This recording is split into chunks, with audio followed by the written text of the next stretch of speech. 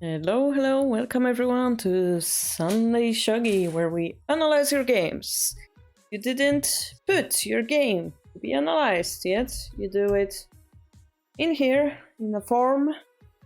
Post the link, give me some comments, and I shall analyze it on stream. Welcome everyone. How are you? Needed to change that. Something less repetitive. Alright, much better. Hello Apollo, Good's name, Neorit, Tis, welcome back. So far I have Kifu from Lincoln with refined kakutofu.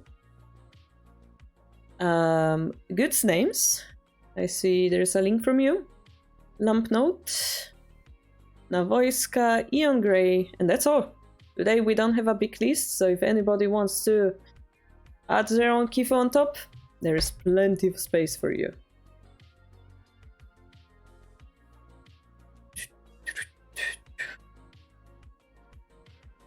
In the meantime, I shall prepare by downloading those.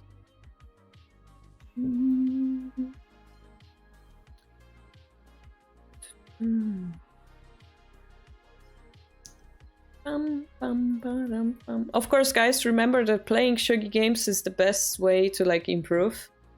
Like we always say, do more tsume shogi, but the fact that to improve at playing, you need to play a lot. And then, if you ever watch that video by Veritas on YouTube, he says how important the feedback is.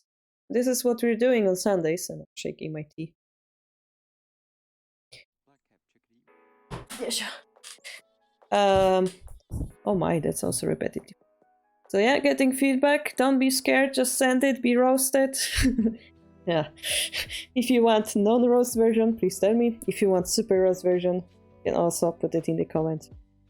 But yeah, we are here to have fun, have the feedback, right? The best way to improve. Hope you guys had a good weekend so far. I went on a walk today. It was nice and really cold. It really gotten cold. Hi, Contenti. Lump Note, hello. Yeah. Winter is coming, yeah?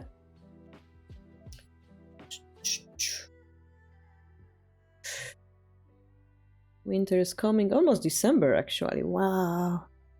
This year went really fast, didn't it?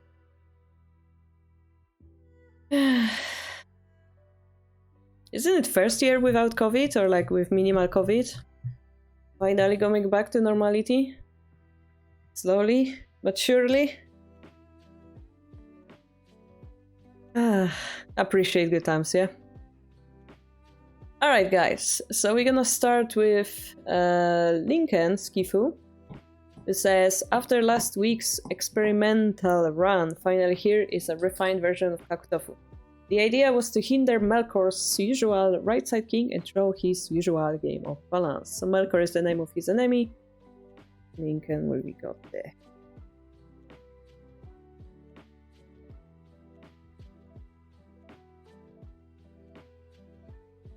Yeah, Christmas party in person, not via Teams anymore. Yeah!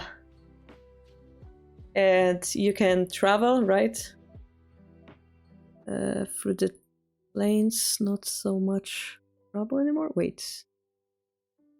No, I didn't download the Kifu, I just opened it. My bad. Okay, I couldn't find it on the list of Kifu. Download. Save. Download. Save. Download. Save. Download. Save. Okay. Lincoln.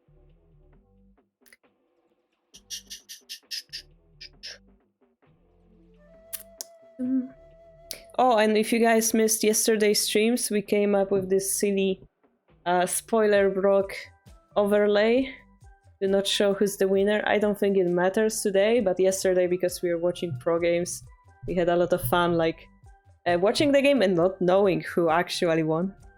So, yeah. Okay, so Lincoln is got there. He's gonna play Kakutofu, which is the bishop's head opening. Technically, we would say it's bad because you push the weakness of the bishop forward, but it's an actual opening and Lincoln is trying to get better at it. So here we have the knight development, really nice. My only question is, if the opponent plays this, are we prepared to counter that? I think if we drop the bishop here, it's gonna be fine. They have to protect, and then we can recapture this bishop. This bishop is going to die, but in the meantime we develop this silver. This knight has also a place to go, so I think that was the Joseki. So Melkor doesn't drop it there. Lincoln is developing his shape, and he goes for 4-5 rook.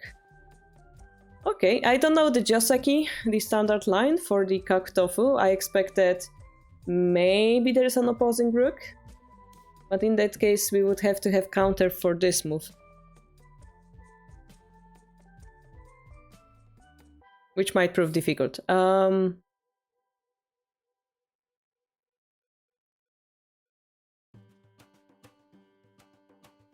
I wonder if we have chance to like counter it by dropping it here. If they promote, maybe we can like try to drop the pawn here. I don't think it's that easy.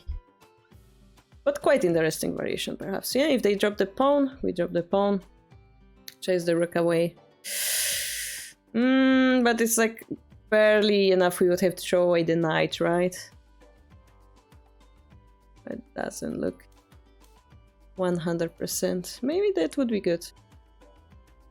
Yeah, we just sacrificed the knight technically, so that isn't a big sacrifice. The problem is, maybe they drop it here instead? Yeah, some possibilities there. Anyway, we played this. You will perform with the choir 2 hours from now. The rehearsals just finished. Wow! Are you nervous? Any butterflies in your stomach? Or you're used to it? Also tell me if you need your game to be analyzed quicker. We can do it earlier, so that you don't get late or whatever. I assume you have to commit there. Okay, we have like natural development. Questions, how do we use the silver? We made space for it, we're gonna develop it. Cool. Okay, opposing rook again, but safer. In the meantime, Melkor is taking Vanguard Pawn, which is the proper answer, I believe. We have to be really careful a static rook against bishop drops.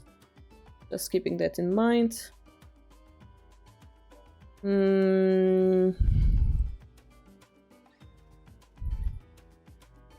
This court usually is here, and the king is like here, deeper. This way we would avoid this line as well. Quite surprising, yeah? We avoid the rook exchange. Okay, the gold moved. And Lincoln has to find a way to break through before his king is blocked. So the idea here is if we take, we'll have a bishop and our rook will be forever in danger, right? This move next would be quite problematic. Depending on the situation, we could counter it with bishop drop like that. But we don't have a really way to like delete this horse, so the rook has to escape, right? We don't have a good follow-up move yet.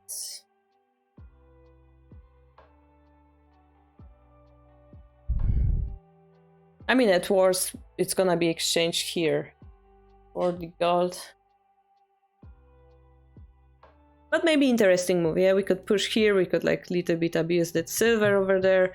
We have Gotha has no pawn in hand, so we could play around that idea a little bit more. Yeah, quite interesting, isn't it?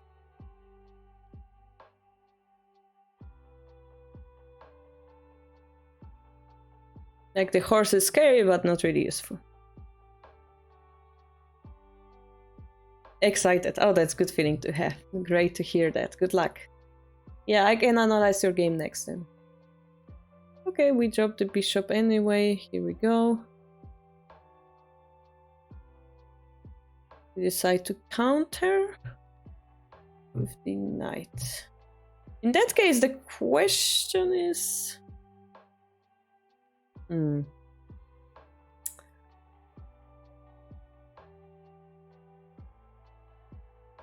I understand the logic, I just don't like the outcome of that.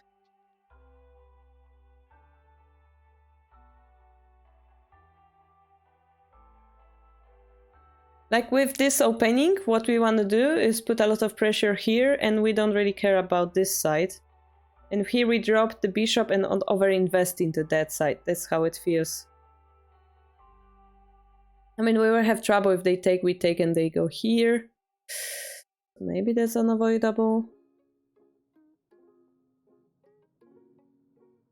We go back, they go, then they promote. Also, a little bit rough. But like, for example, yeah? If we were able to input this move, and then let's say, I don't know, something. If they go for the same idea, chat, do you see the counter attack?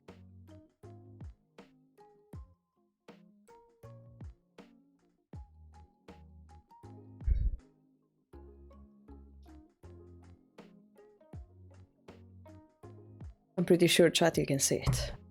Nice counter. Alright, you see it, yeah? Everybody else see it?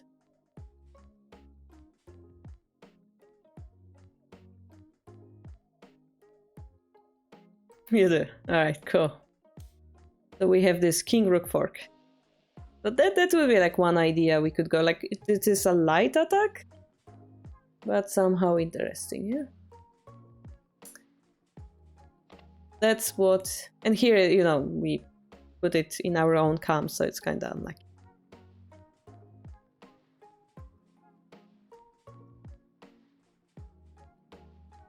So we're trying to attack, but all those attacking pieces are kind of stuck. And even if we promote this knight, he doesn't have a support. So it feels like Sente being on top is worse off. The Tower of Doom, yeah. Oh, we took it. There's also an option that if they take, we just defend. Oh, our rook is protecting here. Okay, I see why you would take it. But now, you know, they can take, right? They can get a lance for free. Okay. Alright, so we ignore the fact that we're losing the lance because we have a faster attack working 2 big pieces. I like it. We have to be really careful about the promotion because the king will be surrounded from 2 sides. You just have to be a little bit aware of that, yeah? I mean, at this point, this side will be very happy to throw away this bishop and, like, continue attacking. I would be happy to have this position. Yeah, we lose the rook, but those pieces were useless anyway. And then we have silver lance and trying to do something with it. Yeah, we have to be careful of the rook drop. We are probably still losing as Gote. Sorry, as Sente. But in a way we sabaki our pieces. Yeah, the silver is floating, yeah. But I mean, the lance was protected by the rook, that's what I meant. And another bishop fork, is there? I'm not seeing it. Alright. 3-6, here. Yeah, but there is the pawn here, so we cannot really fork the rook anymore. Interesting fork would be something like here, but we don't have a bishop as Gote. Okay, we lost the rook. I would prefer to probably move the silver because this looks solid. This looks a little bit, but sure. Okay, we agreed to lose the bishop. And now if we promote this, your king looks surrounded. And if you drop the pawn, I would like to drop this silver.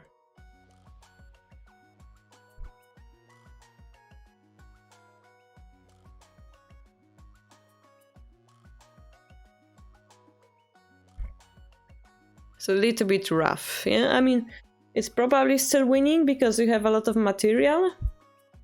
and let's say you take it and drop it here, immediately it looks dangerous for your enemy. Probably good enough, but they could have attacked. Put more pressure on your king, yeah? Or here. Okay, that's checkmate threat. Alright, then we drop the rook. And we remove the checkmate threat. That's nice. I like that. So the silver move seemed a little bit passive. Perhaps going here is one move faster, you know. In comparison, you don't have token yet. In this position, we don't have the rook drop, right? So perhaps this was a little bit more interesting for Merkur. I mean, of course, there is this move, and this isn't that easy. I think you're still winning. But yeah, this, I think you're winning. Oh, you brought the other rook, you nasty person. Here, I really would like to just jump the knight. And like try to find a finisher. Like, my king is really safe at this point. I'm almost ready to like sacrifice this dragon, you know?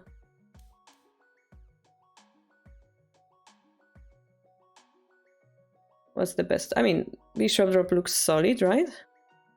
The king runs here, this falls. The king runs down. What is the best move?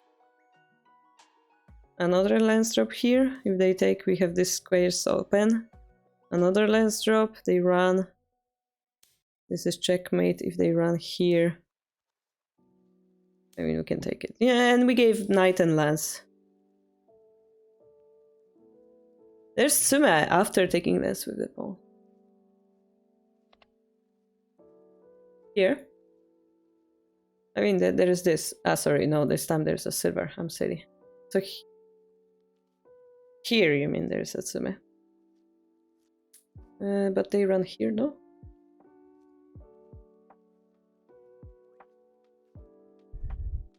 Am I missing something?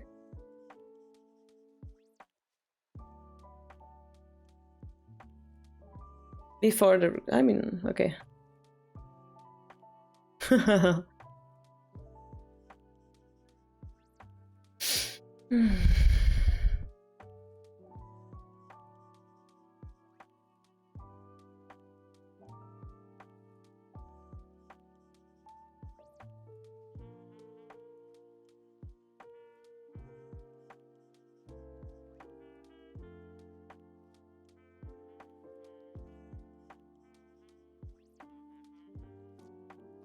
I mean, it's clearly bishop, right? And then depending where he runs, there's some moves. But the idea is, I believe, we drop the other bishop, and then this bishop checkmates the king on this diagonal, right?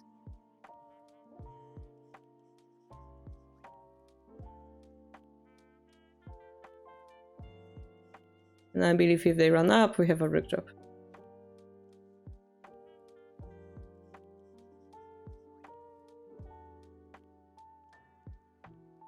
Oh, just promo, yeah. I overcomplicated in my head. So I think, yeah, that's... I mean, your variation is also solid, it's fine. It's fine. Your game here was very solid, so I cannot complain about one miss, you know.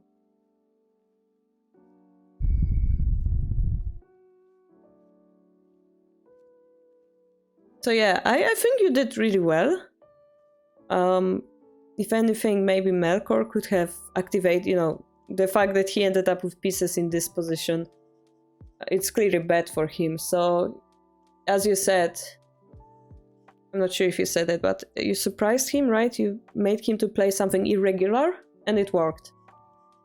A good job there, and I'm quite excited to see more of your Kakutofu in the future, Lincoln. Good luck. This was a really, really good game. Yes, solid attack with tokens. Maybe you could have defended, but it's fine. You're one move ahead. You realize your king is in safety, so I mean, sure, maybe there's a mate, but in this case you're safe, so it doesn't matter.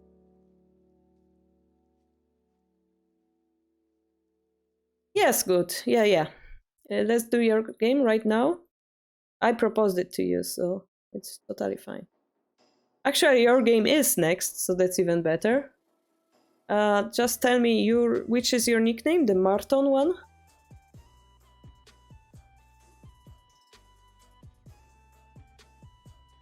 Okay, so you got there, yeah?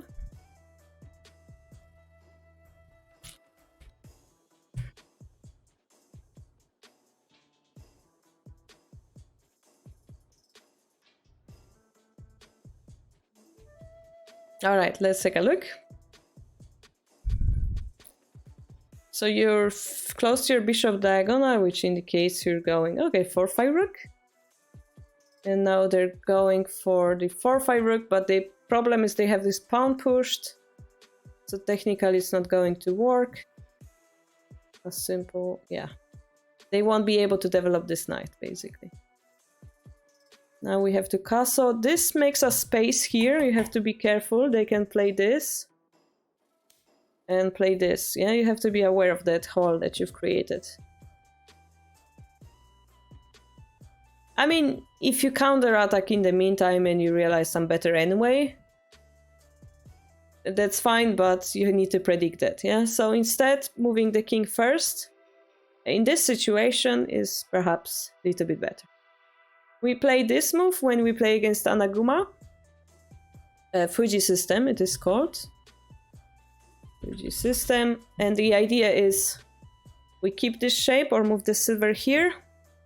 And we want to keep the king in the center because we want to attack from this side, which will be dangerous to put the king here. In this case, we want to castle anyway, so it will be safer. Yeah, it will be safer to put the king here, put the king here. And now as you're here, you know, this silver is safe. It's just the matter of order. All right. And yeah, once you play this move, you see it takes 2 moves to repair that shape. Or there's a small trick if you push this pawn first. And the same thing happens. You can survive like that. But honestly, it's a little bit complex when they jump and attack the lance and so on. So just be careful. Just avoid the trouble. Okay. So we castled, let's say nothing happened, push the edge pawn, correct. Now what do? We have to wait skillfully. Okay, we develop into high mino. And we move the bishop back. So normally we would play here, develop the knight. You know, knight is a very useful piece, we can attack with it. We can develop into silver crown. Now we move the bishop back, I'm not sure why. The bishop being here is nice because it's protected by the knight. If it's here, it's protected by the rook. And we really want to keep the rook on this diagonal. Unless our idea is to, like, put it somewhere else, but generally we also want to continue defending this square. So I will see where your idea goes. The knight! So generally, left side knight in swinging rook is really hard to develop by principle. But if you manage, you're gonna be winning. That's the idea of this knight. The problem is when you jump with this knight, it's gonna block the bishop temporarily. But I'm really interested if you succeeded, so let's check. In this moment, what I would do personally is bring my rook back, and now that this square is unprotected, I would like to counter there. Yeah, maybe force this move, get the bishop, or force you back.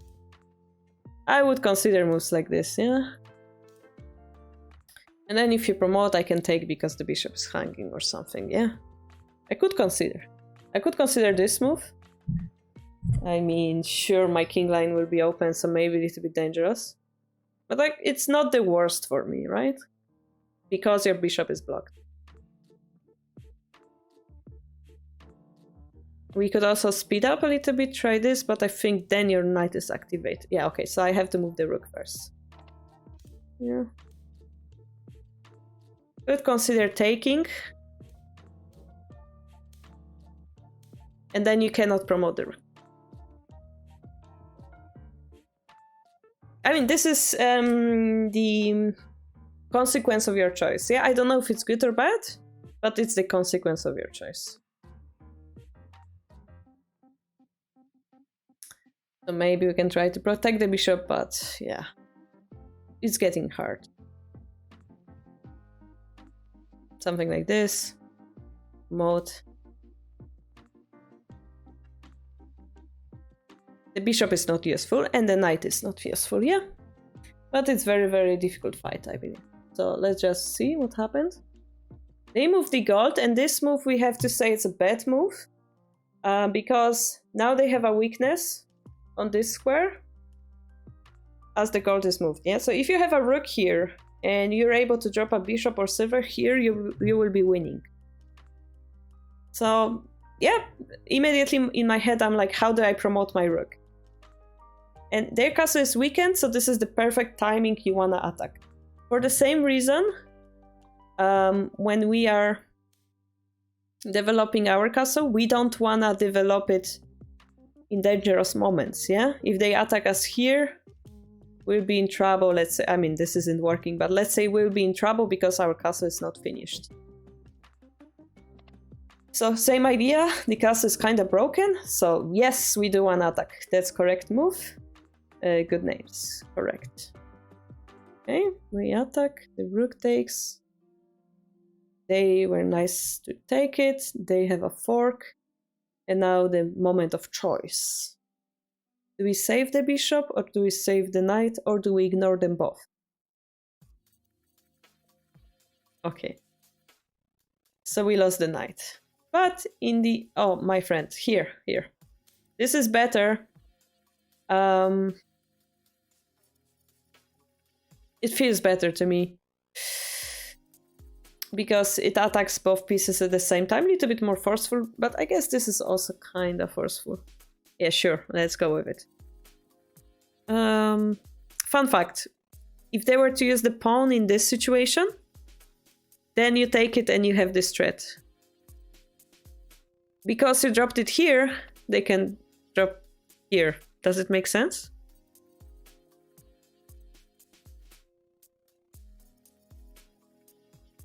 Anyway, we got the knight back. It was their last pawn. If they start attacking the bishop, we'll be able to like take this pawn eventually. So it isn't the worst. But we have a little bit of problem. This shape is weak against knight drop, and they have a knight. This pawn push would have been nice somewhere in the opening. We're missing it. So we have to deal with the consequence of that, yeah? Oh, that's a very bad move.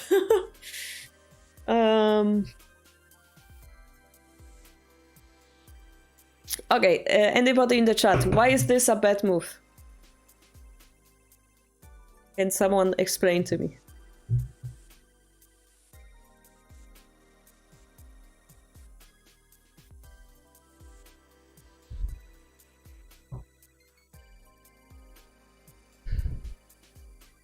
Only the dragon is protecting it. Nope. Pawn 4/4 is a good move, actually. That's true. Oh, that's what was played. Nice. I mean, okay, my brain... I think you guys are correct. I missed that tactic. I was thinking it is blocking the dragon. That we would like to come here rather than use the silver, yeah? That I would rather use my dragon over here rather than to block the silver, and then use the silver somewhere on this side rather. But you guys notice this is actually a free silver because of pawn 4/4.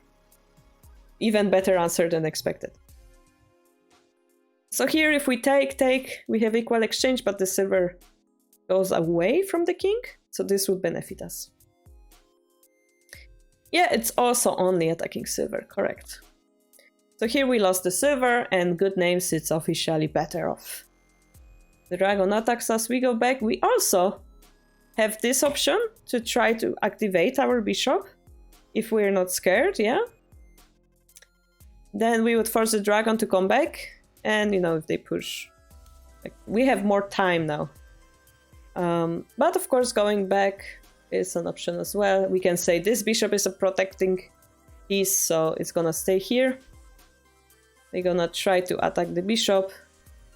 And we're forking 2 pieces again. Nice. Now they cannot promote. So I would leave it the way it is. Alright, correct. Yeah, if we take, we delete the attacking piece, but we lose some material. Leaving them like this is even better, correct?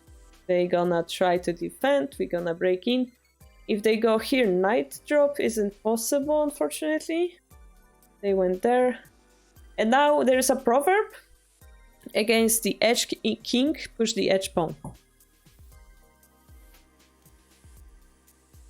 Yeah, if they do nothing, this is gonna be quite a scary move. Pawn promotion, knight takes pawn drop again. Quite scary.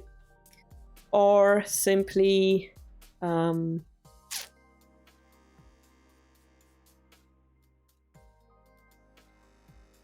mean, let's say... something like this, yeah? It would be a mate as well. So it's a very big threat. Even though he has many pieces next to his king, they all become useless. Because this is a weak point. Yeah? The king is alone on this file. So that's what I would recommend. On top of that, if they take... I would like to try, let's say, pawn drop, king takes, and I wanna try the knight drop. But as we said, the dragon is here. So this is the perfect timing to take this knight. They take, then we drop. Yeah, why is it good? Because we get more pieces in hand, making us more powerful, perhaps. If we want to go for something more decisive, we do need more pieces, right? Or we can find different ways to approach as well. So let's see what you chose. You just took here. Alright, we dropped the gold, so we just exchanged gold for silver. I think leaving it the way it was and then finding a different way to get pieces in hand was a little bit better. Because now, you know, they were stuck with those 2 silvers here. Doing nothing. Sorry, 2 golds. And here they have like the silver in hand, they might use it. But I understand also that maybe we're afraid of this gold move. But notice here, the silver is putting a lot of pressure. More pressure than this gold. Yeah, the gold cannot go here. So I would prefer to have the silver, personally. Okay, let's see what happened. And they kind of rebuilt their castle, right? So that wasn't a good attack. This outcome isn't good. If we were to take the lens here, that's fine. If they go back, look, we are indirectly protecting the silver, yeah? Maybe we can like do that. If they rebuild the castle, sure. But this time we have the gold in hand. And, you know, the whole situation changes. Because we have a useful gold in hand. I feel like I talked a lot. Am I making sense or should I rephrase? Oh, it was a free silver. Yes, you're right. This is a free silver. So yeah, they wouldn't be able to do that. Let's say this then. And then we pressure him. How about this?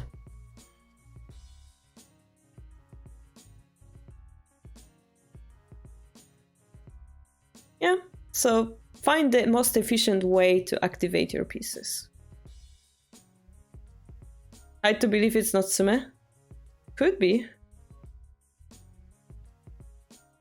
The problem is the bishop is protecting here, the knight is protecting here. If we drop the lance, knight takes, we're still missing a little bit. So going for Hishi is better, yeah? No, your moves aren't bad. Don't be embarrassed. You know what? Actually, it's good to be embarrassed by your past yourself. That means that your present yourself improves. Yeah? If I were to watch my kifu from 20 years ago, I would be also like, 20 years, did I play shogi for that long? No.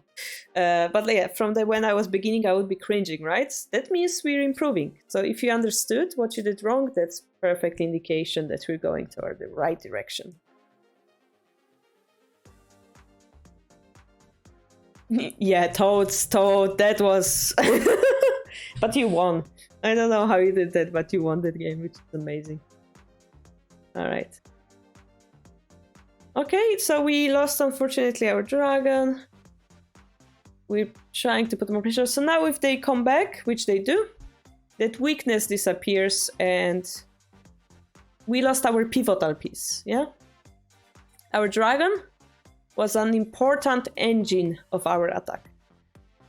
Now that it is gone, it feels like we have nothing, right? So this was important to perhaps play a different move here. Let's say the edge pawn, yeah. Something like this, perhaps.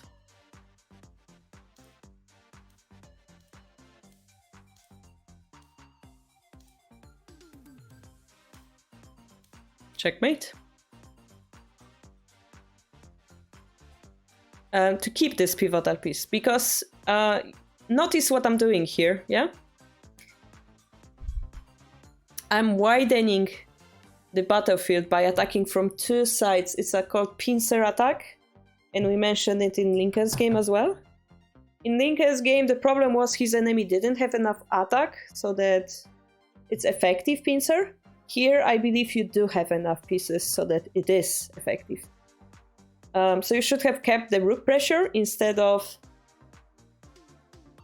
You kind of leave that piece over there instead of using it. Does it make sense? Because that piece, by being this, enables the piece in your hand. In this case, the knight and the lance on the edge. So, to answer Chaos' question, I just remembered something cringy about English language that I learned recently. I will talk about this later. So here we kind of lost that. We are only attacking from one side. And to answer that question, on the 9th row, it's not good enough. The king is safe over here. They can run toward the safety, yeah? Yeah. Just that. Now this side, maybe, you know, we can make a rook, pawn drop here, make a token. Maybe token, yeah. Gonna be good. Like, de facto, we can also ignore this attack almost. Just drop the pawn and it's kind of fine. Kinda. Let me just say kinda. Pawn takes also the rook. Dragon is here protecting, so...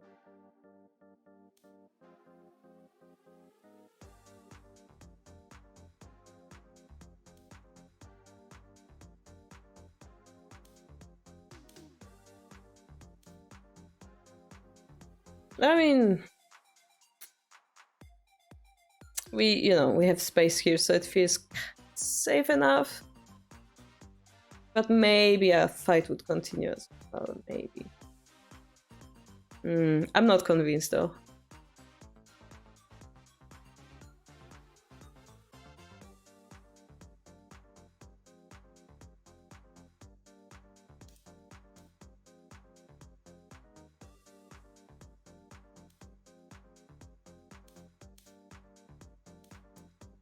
Like, honestly, we can even give up this bishop to, like, have peace.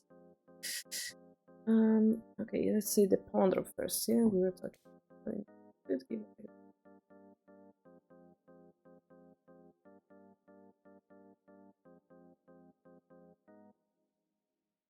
It's one-sided, yeah.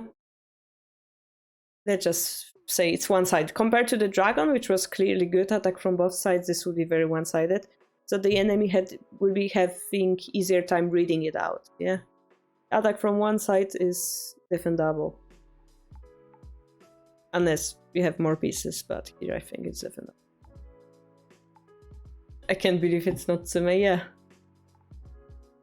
Okay. Trying to use the... Oh my gosh, they play the same move. Yeah, so now the moment you use your piece in on your side of the board, the less chances you have to checkmate his king, meaning this is kind of a give up type of move. Unfortunately. If we found a way to activate this bishop, maybe like this. you know, try to promote here. Maybe that's an option.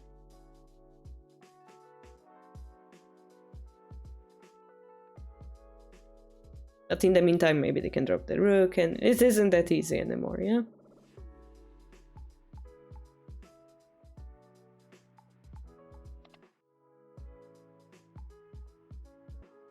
No, we cannot go back. At this point, we cannot go back.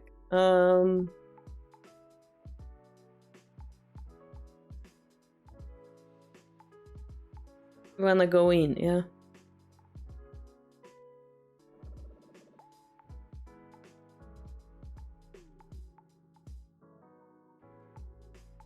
This bishop, yeah, like we need to use it somehow. I just don't know how. We wanna drop this pawn at some point, exchange those pieces because then their king is weakened. The question is, do we have a continuation? Yeah. Maybe like gold drop. A pawn drop, like try to push his dragon away and drop the knight, or like attack the head of the... Try to cooperate with this lance, stuff like that, yeah? It's something I would like to think about. Going back is not acceptable, yeah? 2 pieces for 1. The bishop is hanging now. Yeah, okay. Yeah. At least we can take this knight for free. Maybe we could have taken that. Yeah, getting a little bit rough.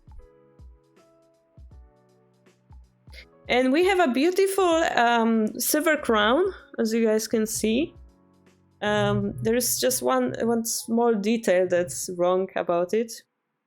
They forgot to notify the king that the whole castle moved away from it.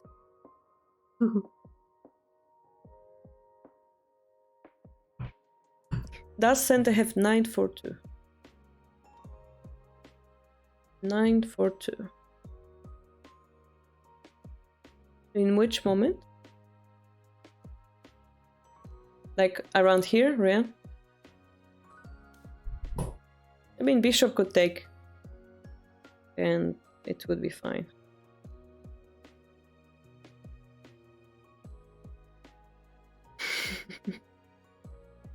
Then you go back, yeah?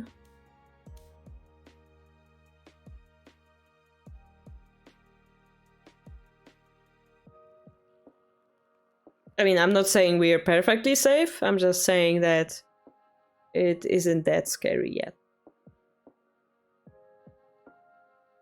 Like, we probably have moves like this, forcing you to move gold and then dropping the rook. Or if bishop takes, drop the rook, promote the pawn type of attack. This is a great way, but timing-wise, do we really want to give away the knight? Or we can attack without the knight? That's a question, yeah? Without sacrificing it. So like here, we could also consider pawn drop alone, without giving away the knight. The same idea. Or rook drop first. Something like this, yeah? I think it's more solid. Okay, so then we go here, here, here. And it became a checkmate, yeah? Unfortunately. This is unavoidable. This is like a pattern that's unavoidable. So good names. I have good news. Your opening and early middle game was great, apart from this small little hole here. I really liked your game understanding. The feeling that you want to activate this knight. I really liked it.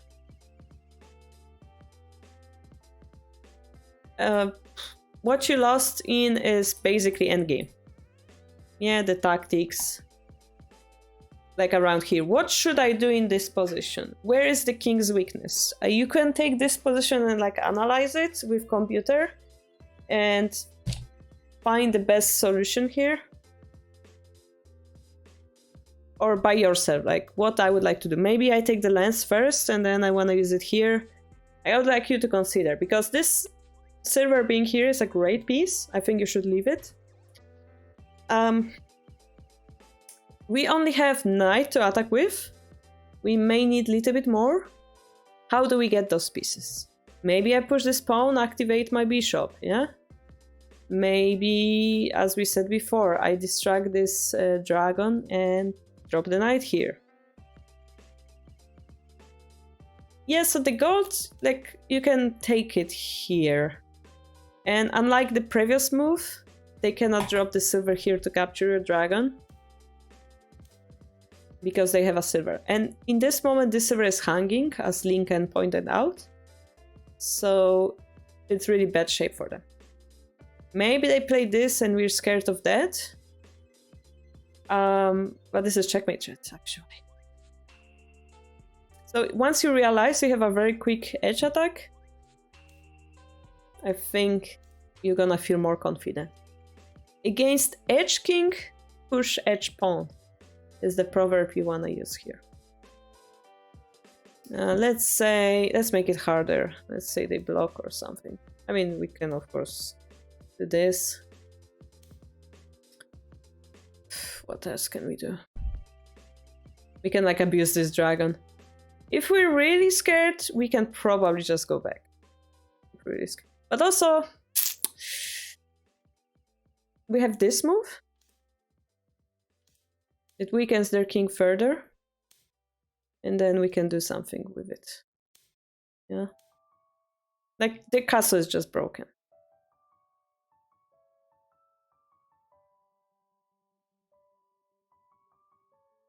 Nimi is making very difficult to understand the reference to calorie made commercial. Alright, so yeah, please analyze this position because you're winning here, clearly. And we want you to win those games. So we want you to feel confident in those situations. All you have to do is figure out how to win. But really good game. Thank you for sending. Yeah, good names and good luck today with the concert, yeah? Please tell us how it went. Alright, who's next? Who's next? I'm gonna refresh Lamp Note, I think it's next. My game for the weekly teaching ladder. It was me versus STB1kun. It was a very fun game that lasted quite long, although sadly I made an illegal move at the end. But hopefully you can shed some light on the rest of the game before that. Thank you. Alright, we're gonna jump into it. We got it.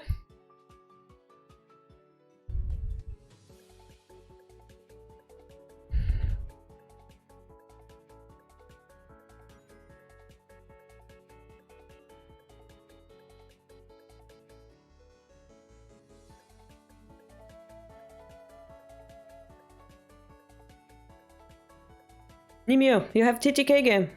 Cool. Good luck. Good luck, both of you. Maybe we should spy on them. Alright, so we have Central Rook, alright. So here we have the option of like keeping the silver here and using it here, or using it through the center, both are fine.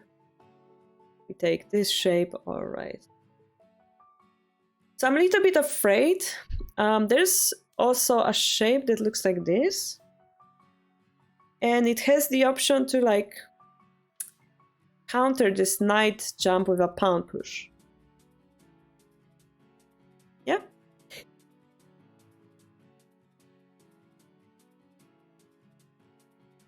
Well, who is your opponent in TTK, Nimu? You know, 7 rounds and TDK, which has like what, 9 players? I think you could have remembered. I'm roasting people for no reason. Anyway, in comparison, here, if they decide to develop the knight, we'll have trouble to protect this jump. That's my concern here. And once the static rook activates that knight, they're winning. Simply, yeah? Well, send him a personal message then.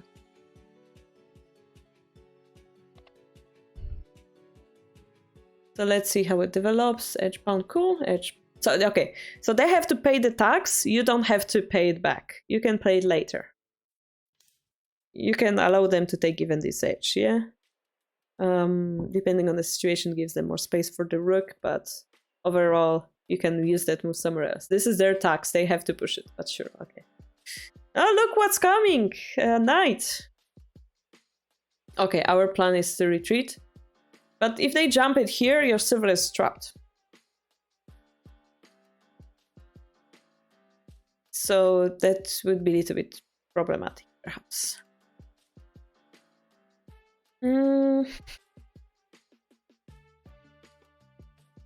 They decide to push the pawn instead, which blocks their knight, and it's actually not a super bad outcome for you.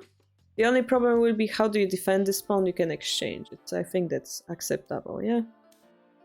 This is hanging, this is hanging. It will be a fight, but I think it's acceptable. But the knight jump is a little bit concerning to me. If we just finish the castle, what they can do?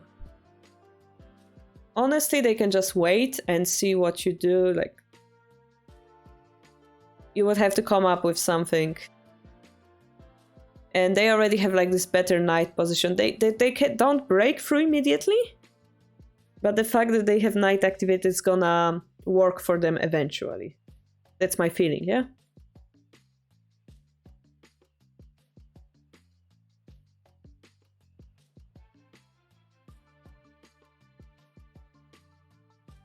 So yeah, this shape is good against the silver, but against pawn, I'm not sure. Probably not. Don't recommend it, at least. I would recommend silver here, pawn here. Okay, here we go. Whoa, whoa, whoa, whoa, whoa. We don't have our castle ready, my friends. Oh, yeah, yeah, yeah, yeah, okay. Okay, fight is happening. To reconsider.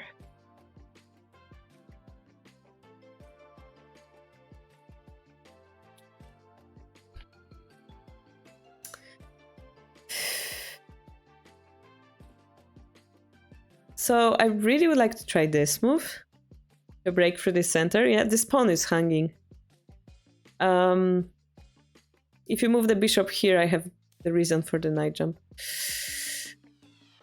If you push it, this time silver is protecting here, I can just take the lance. So your silver is in kind of awkward position, so I would like to counterattack while it's there.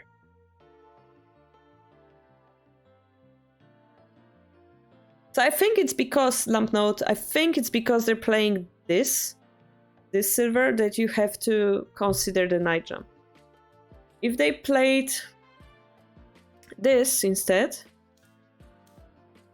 and you would have the opposing silvers, that's fine, I think. And then you have this famous central rook position like this. Which, by the way, also doesn't protect against knight jump, but it's another story. But more old style is silver. More old style, yeah. It's like this shape is more old style. It protects your rook's ears.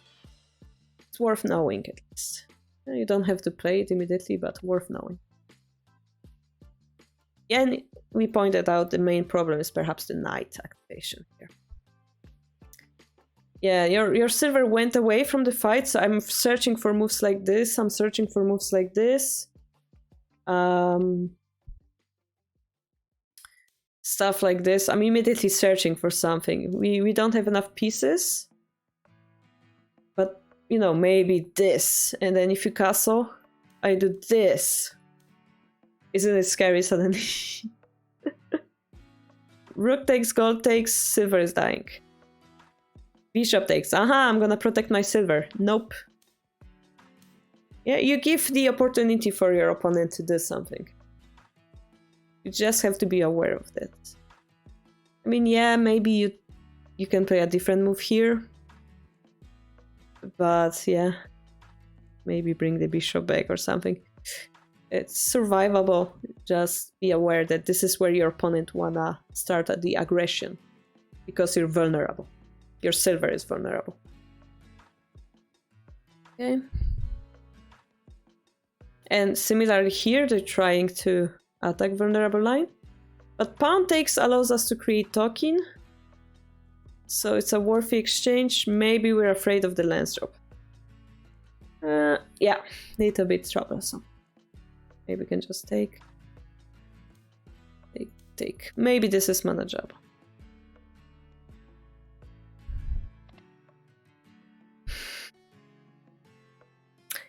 Did you just move your rook exactly under the enemy bishop line? Lamp note.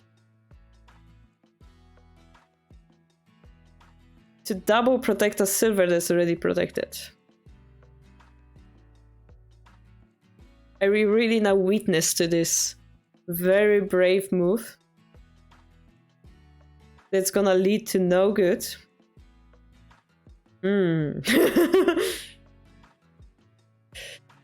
I see that you're going for the knight exchange, but maybe it's better to exchange it here, rather. No, not many moves are set. I'm just pointing it out so that we can learn from it, yeah? I'm enjoying every moment of your game, don't worry. Those are not sad moves. I'm just trying to find out what were you thinking and what your opponent should be thinking.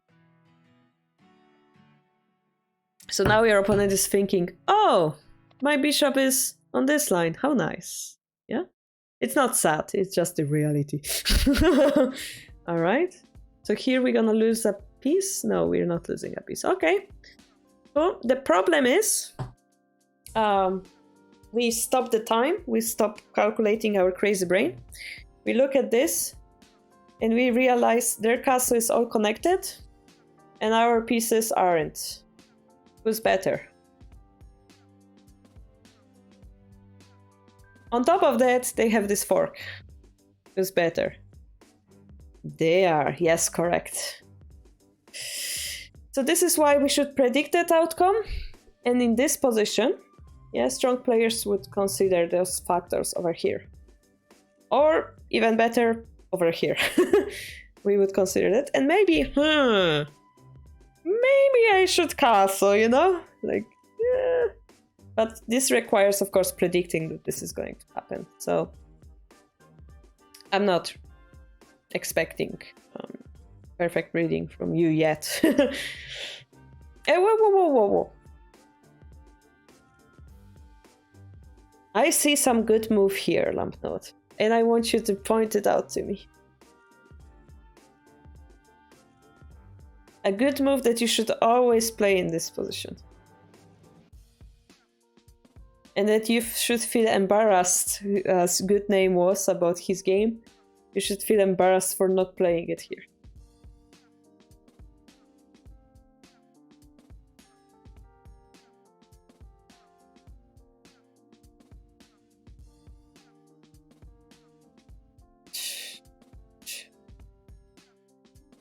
I want you to consider... Nope. I mean, it's a good idea, but we have a better move.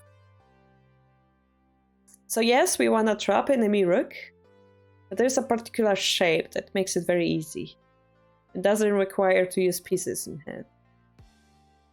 Where could that be?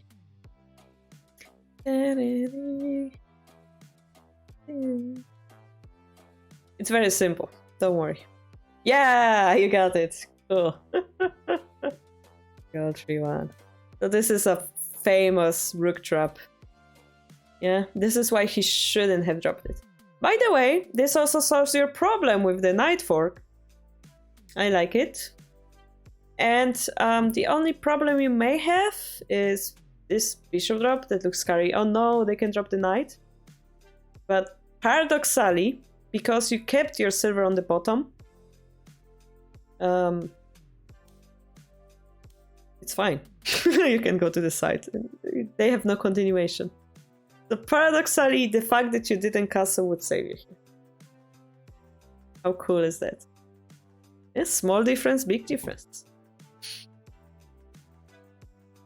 So please remember this shape. You can take a picture, put it on your phone as a background image, look at it every day. In this position, we just happily trap the enemy rook. Yup. This will be winning for you, clearly, because you take the whole rook. Alright, so we walked into the fork and yeah, okay. This is the worst move I've seen in my life. That pawn push. So unfortunately we have our rook in own camp, they have their rook in our camp, which means they have a better rook. We're losing a gold for a knight. And we need a way to attack, but we don't have any. Rough. Yeah, that doesn't matter because they can just take the lands. Okay. Alright, we're using our bishop, I like that. Where is the better pawn drop? Where is the better pawn drop? Cheat and to take the lands. So simple. Okay, what if they threaten our bishop? It's fine, you take 2 pieces for 1. Okay, let's learn this tactic. Now we will have still trouble finding attack, but maybe we can consider moves like this or bringing the rook back. And now that they have 2 bishops, also it isn't hard for them. Yeah, you missed it. Alright, now you know. And lances don't like the pawns in their face. They don't like. Oh, yeah, the rook hanging. Blah, dead. So you're in checkmate? No, your bishop is barely protecting you from checkmate. That's great, they should push this pawn. They should push this pawn and then drop here and then checkmate you in 3 moves. I make it look very easy, but like this shape where there's 1 king and 1 silver, all those checkmating patterns you should have memorized after a few years of playing shogi. So I'm personally, what I'm seeing is I don't like this bishop protection, I'm gonna block it. Like for me it's like instant at this point, because I know with those 2 pieces I have a TCG. Like for me it's instant. But yeah, we're learning here together that, you know, this is a weakness, right? So we create the weakness by sacrificing a rook. So I guess the biggest hint is learn the weakness of the shapes, and then you will start seeing moves that can lead to those shapes. So today I guess we're gonna keep repeating. Mino's weakness is 7-1 square. So even though I sacrifice a whole rook, that weakness is so powerful. Look, it makes the silver so useless that it's worth it. And this is why I know this, and I see that this bishop's protection is huge. Perhaps the hugest thing on the board. And I have to block it, yeah? So that's how we see the endgame positions in shogi. We know the shapes, we know how to expose it, we know how to create, how to force your opponent into those shapes. And then we utilize it. But anyway, this is like advanced stuff, I'm sorry. Alright, yeah, and the bishop. Oh, okay. So see, your opponent made the mistake that I was talking about. He didn't block the bishop. And you did realize there's a defense and you took it. And now you should win. Now you should win because he gave you a whole bishop. Okay, so he just defended, so we cannot attack there. How about this move? I like this move. This check is very painful. Let me prove it to you. Because it will drag the king out of his castle. Remember how we joked that who was it? Good's king was out of the castle. It's the same idea. It's just the king abandoned the castle instead of the castle abandoning his king. So this king in front of our pawns becomes easier to checkmate because we have so many reinforcements. Yeah. Meaning we need less pieces to checkmate him. So this is why, again, the pattern, yeah? The knight is so good. And the only way for them to really protect it is perhaps to move the silver. Let's say here. Now please tell me what kind of weakness it creates. Yeah, we're trying to learn the weaknesses. What kind of weakness this creates? Which move would you play? And please don't give them a free rook.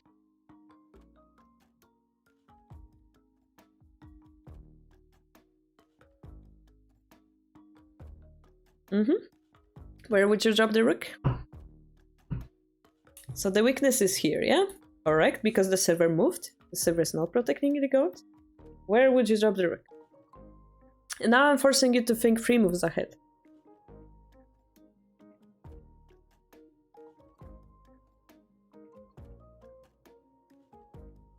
Because if your first instinct is, oh, I'm gonna drop the rook here, it's a great move, because it's attacking and protecting my silver. It's a really interesting idea, but you just lost a rook.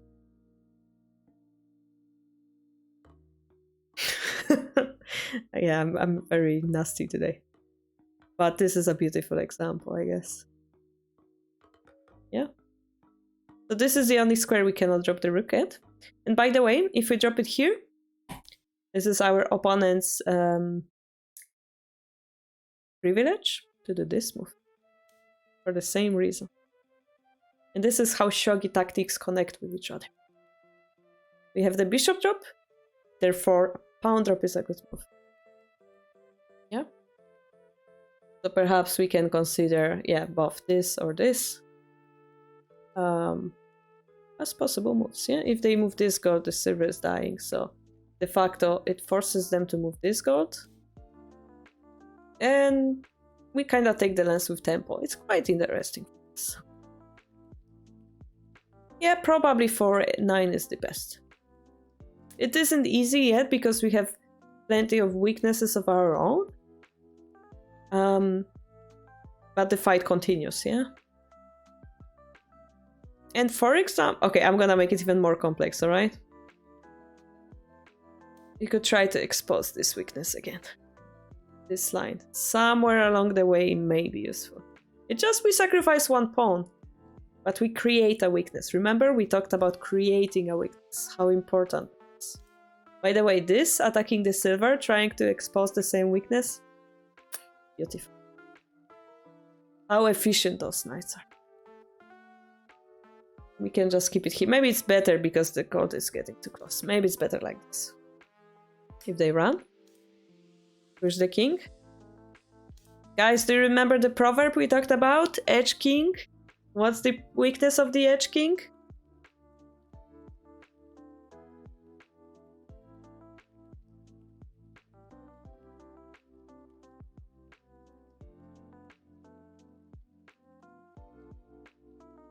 It's a tricky question.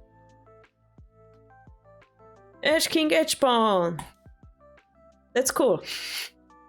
But we have a better move. We can speed up here. Because the knight cannot take it. So check.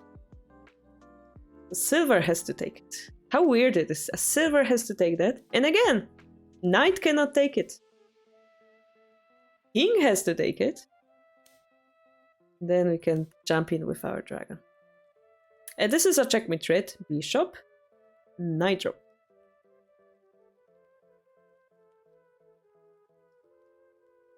How did we do it?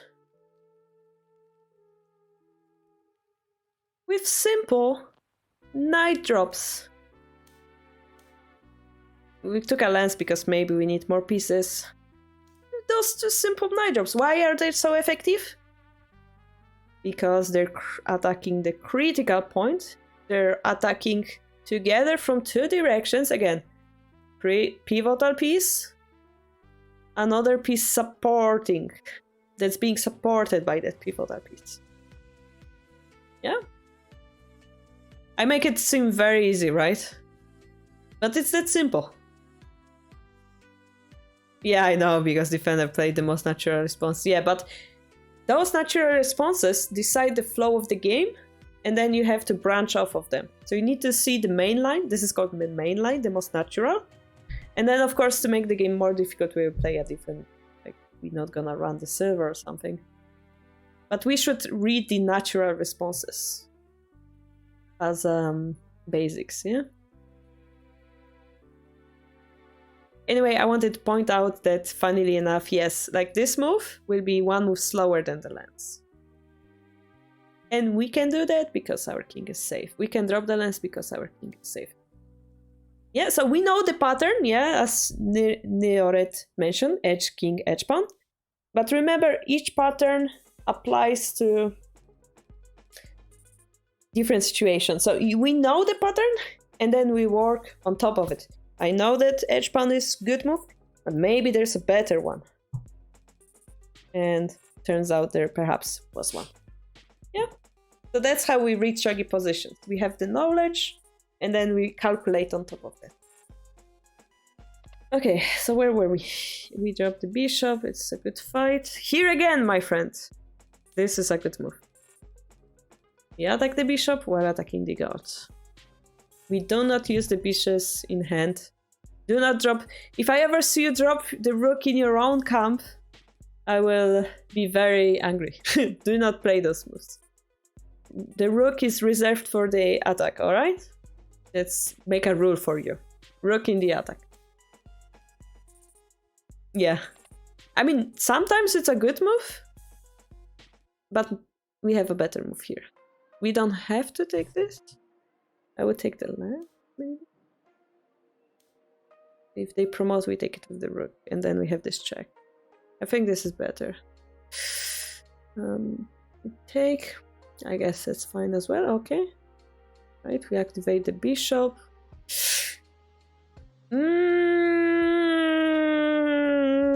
Oh, no, wait, that's a silver. I thought it's a fork. Never mind, that's a silver. False alarm. We still should be winning, technically.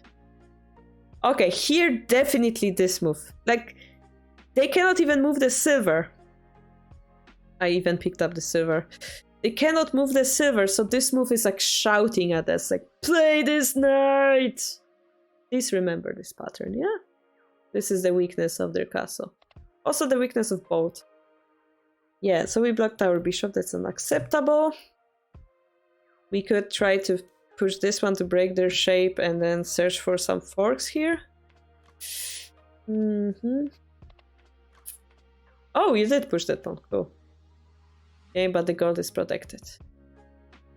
Yeah, so yeah, we do have pivotal piece, but we're missing this crucial one. Okay. I think you're a very defensive player, no? Maybe you would like to watch Kimura Sensei Shogi. He's a very defensive player as well. I think you might enjoy it, actually. Okay, that's really good. So here we have this move. Because they're protecting this protects our head. We can do that. But yeah, definitely knight drop is something you have to know. I like your defensive style. So Kimura Sensei, I will just give you like this DB. Maybe you will like his play style. Aki.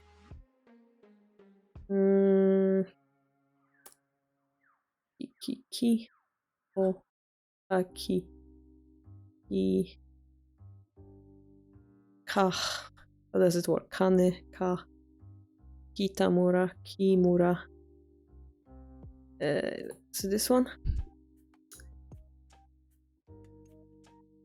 So there is this professional, Kimura Kazuki, and he's famous for defensive shogi. If you like this playstyle, here is his like list of his recent games. So please watch them. I know he's static rook player, but notice he plays more defensive move than aggressive. Maybe you like it, yeah? Please check it out. And remember the knight drop, yeah? Knight drop. Yes, Navoiska, I think it's even next. Thank you for sending lap note. Yeah, next is Navoiska and the command is Ureshino! Yeah, with this menu. So Sente, Ureshino, let's go.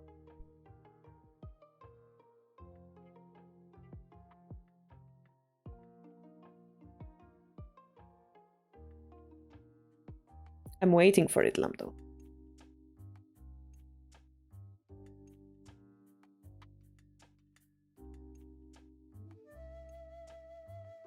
All right, let's take a look.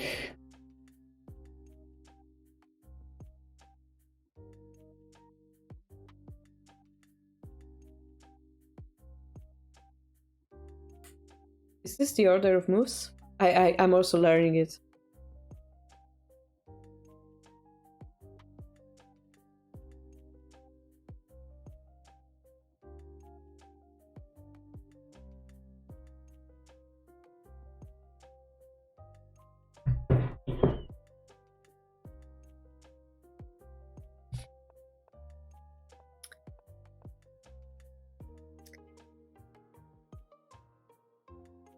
That's the order of moves from the book. Like, we don't push this pawn because there's a crossing rook.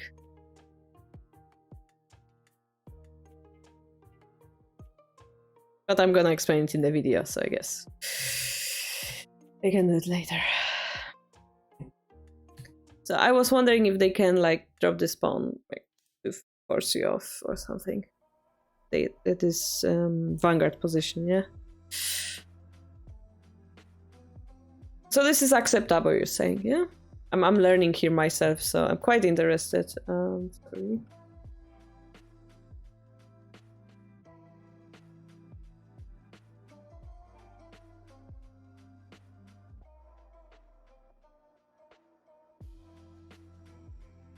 Yeah, the computer says pawn drop as well, but this is acceptable. It's 100 points.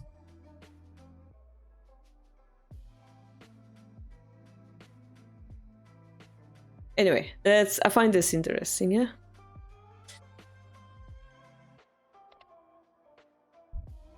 Okay.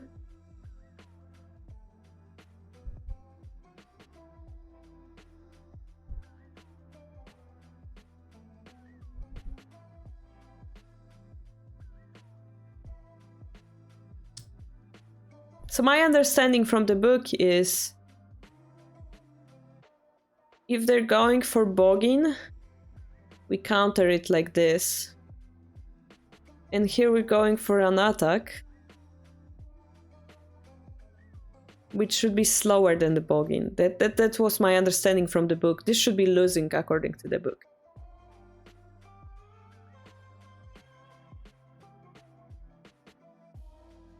Because they're breaking in, right?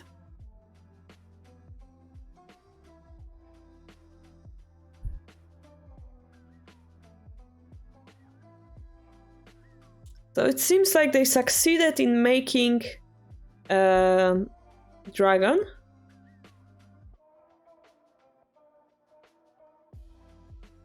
Which technically is good for them, right? Now, Voiska, if you don't want my commentary, I can stop here.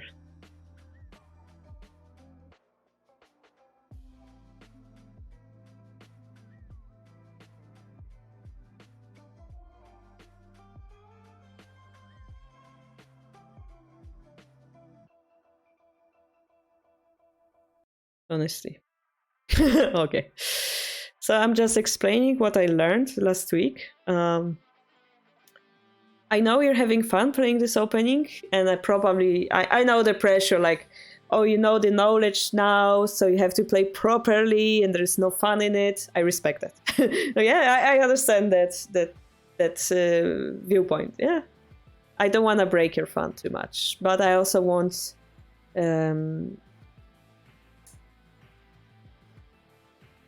I have to point certain things out as a teacher, right? As a reviewer, yeah? Yeah, so technically speaking, because you were forced to drop the silver back, they have the gold in hand now. The gold in hand advantage, kinda. I don't know how they're gonna utilize it yet, but that's their advantage. On top of that, they have a dragon. So I'm quite interested, how did you win from here? So that's what we're gonna find out next. Yeah, okay, they're gonna do that, which isn't the best way. Okay.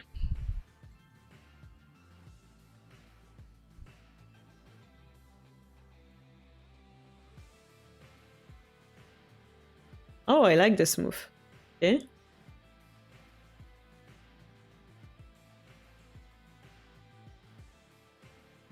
So they created a token, which is their advantage.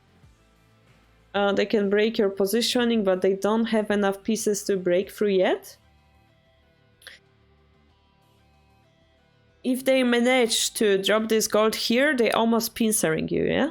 Almost. They're missing one more piece. And I would be a little bit scared, because if your bishop escapes, they have a checkmate threat. So that's my concern here. Yeah, this pawn looks terrifying, but I think this gold is even more terrifying.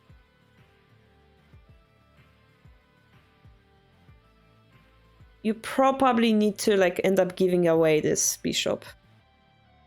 Something like this. Try to escape. But then they have the bishop advantage, yeah? If you're not careful, they're gonna utilize that advantage.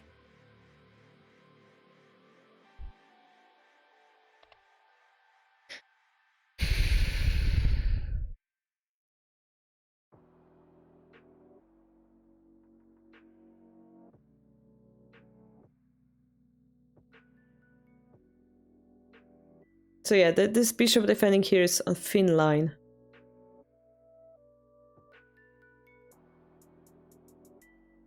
So he attacked like this, which unfortunately for him gave you more space. Because now we can go up, which is the correct response. The tight game continues. They went here. Okay, you're going for New Gyoko, I assume? Yeah, I'm a little bit surprised they dropped it here, not here, yeah? Alright, let's see how you survive this. I'm really curious. Okay, your bishop is in trouble. But you make a bunch of checks and it works out. Yeah, nice.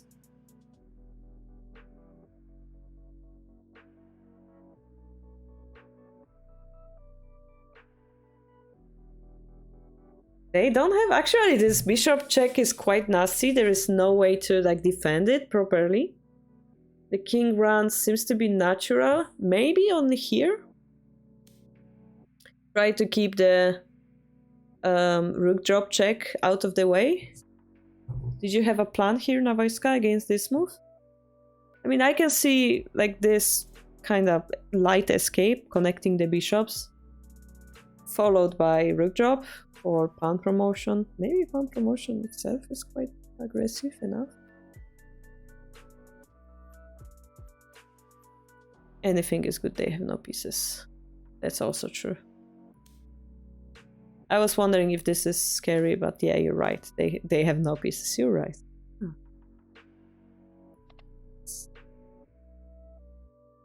Why did it happen? Because they allowed you to sabaki the rook.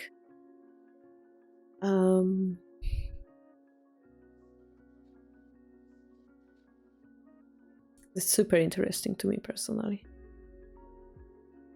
How weak that sitting king is. Yeah, it's quite... Because I don't play static rook often, this is super interesting to me.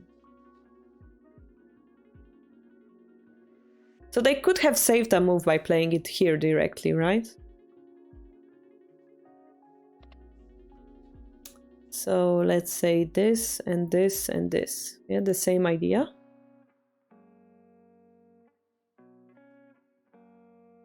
And here, perhaps it was one move faster or such.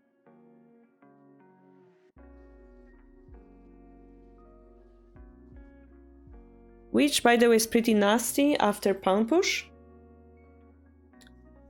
I guess we can just take the rook. This is a checkmate, yeah? So I think that 4-4 gold was a mistake and 5-4 gold was better, unless you were trying to sacrifice it for 1. And this is why he dropped it on the side, but... Your king is also in danger, right? So I think this was a little bit dangerous point for your king.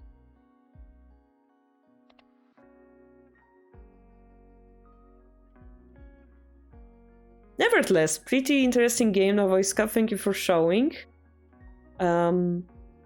Definitely a good training for me before our Joseki lines for YouTube next week. I really appreciate it.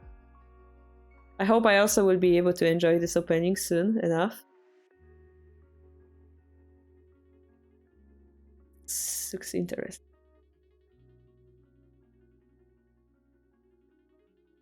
I'm really surprised how kings are weak here. Yeah, just a little bit of nudge, and they're surrounded. Just a little bit of check and almost checkmate. Really interesting. That's also true. Yeah, having this dragon versus active pieces is a good point.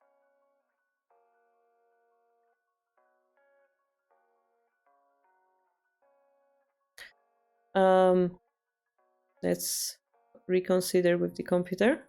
I'm gonna learn by this example. Is this dragon enough? Is the question versus active pieces. So we have quality versus activity, and the computer is saying that Gote is better. The idea is they're gonna extend this pawn to attack. So their idea is perhaps to re-enter your camp, yeah, using this pawn.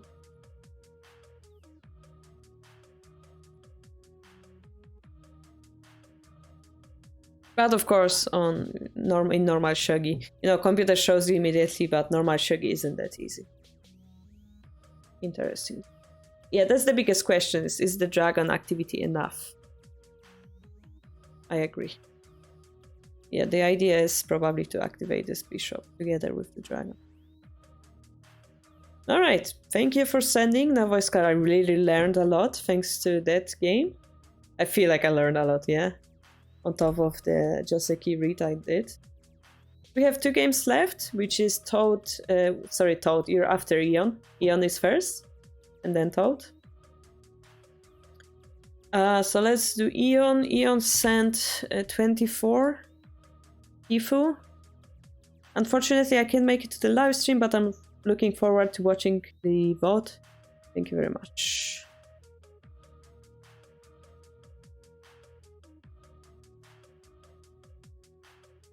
When we do this, it's tiny, yeah? When we do this, it's still tiny. Can we make it bigger? Or we could just load it to 81 dojo and make it simple for everyone. Let's do that.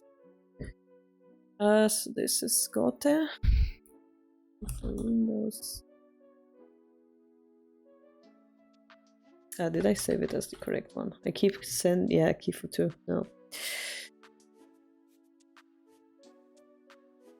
Eon black. Eon is Gote, alright. So it's, if you guys interested, on 24, Club 24, his opponent is 1,800 points of elo. To give you the level of this game.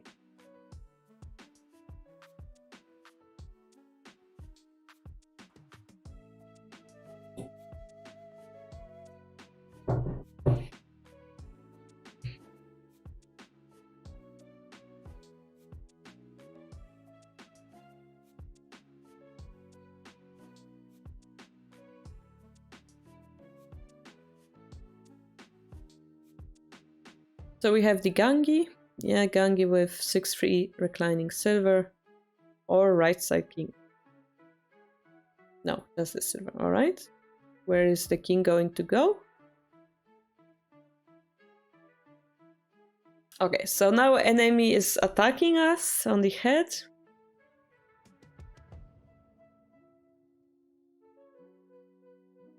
And we have a weakness, which is here, right? So we are Gote, actually. I wonder what's the best response here, Joseki-wise. They have Aimino. Would we have considered waiting and seeing and going for right side king, perhaps? Welcome back, Nim. Sitting king to assert dominance. Alright, let's go with sitting king then. They're gonna attack us here. They're gonna either exchange the silvers or drop the pawn. Those are their attacking patterns. In the meantime, we're trying to counter. Alright. So normally our main attacking pattern will be night jump. But Eon is trying to expand it by sacrificing this pawn. Which is a little bit dangerous because we give the second pawn to the enemy. Okay. So we will have option of like dropping the pawn here in the future, thanks to that pawn sacrifice. We also have the option of like pushing this pawn and exchanging the bishops now. Again, the knight takes gives the weakness on the head, so it's something we should consider before doing so. So we're pushing very aggressively.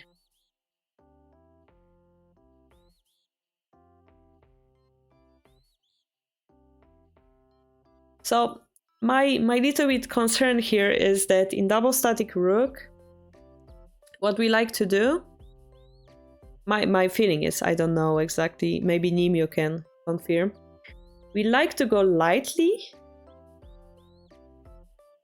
and then we want to borrow the enemy fighting power and use it against them. Bishop drops 7-3 kills the rook. That's also true, yeah. That's also true. We don't have that option here. You're right. If we attack too strongly, they will have stronger counterattack. Yeah, they're using those pawns that they got from us to pressure us back right now. And those are 2 vanguard pawns, and we give them another knight. Now they have all the pieces they need.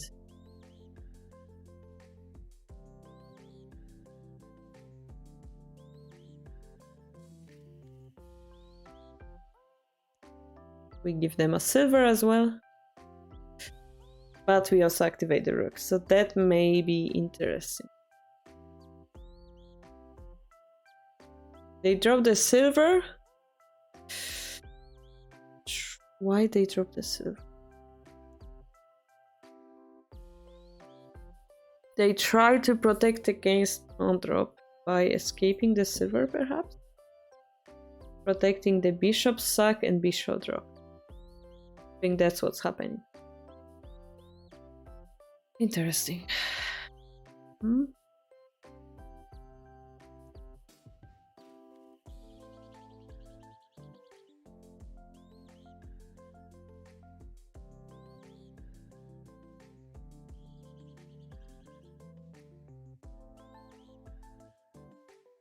I would still consider like pawn drops here anyway. And try to break his castle into small pieces.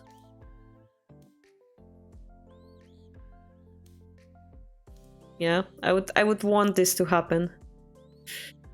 Or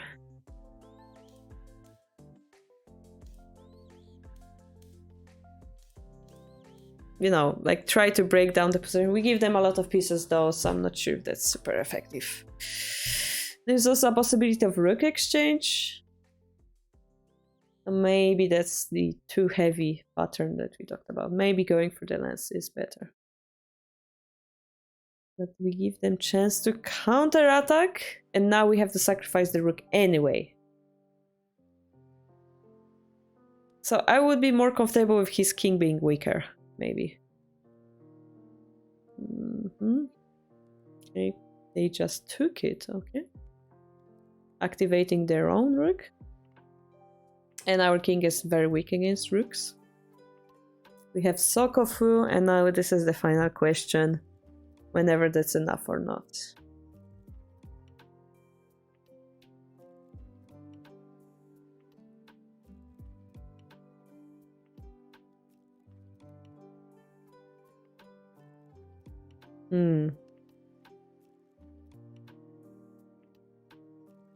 I was playing Nime, I was playing more Widow as well. The next game was horrible, but I enjoyed it as well. Yay, I think they might be a little bit faster. Take the knight. Is it enough for them to find a checkmate? No, they just defend. So we still have a chance. But we really don't have, because the bishop drops, they drop something. Yeah, okay.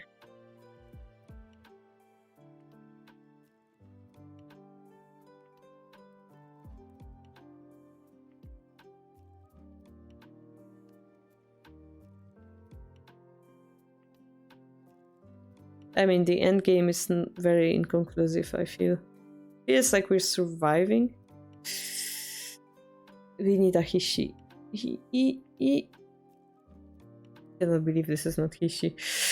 Yeah. I think we're winning around here. It just might...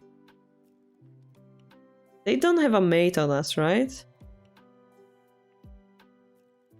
Like, they don't have a checkmate, so if we find a way to surround that king, we should be winning.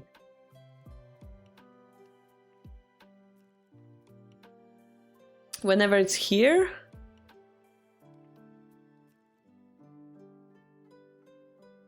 I don't know, something like this. Blocking the rook while attacking ourselves. They don't have anything, right? Or am I missing like knight drop checkmate or something nasty? This means we can go back. Bishop drop means we can just drop a silver, right? I think we're winning here. If they drop a pawn, maybe now we can like make a Hishi or something. I'm gonna take this position and consider it more in detail. Feels to me like we've outplayed him in the end game. Which means also the middle game wasn't as bad as it looked.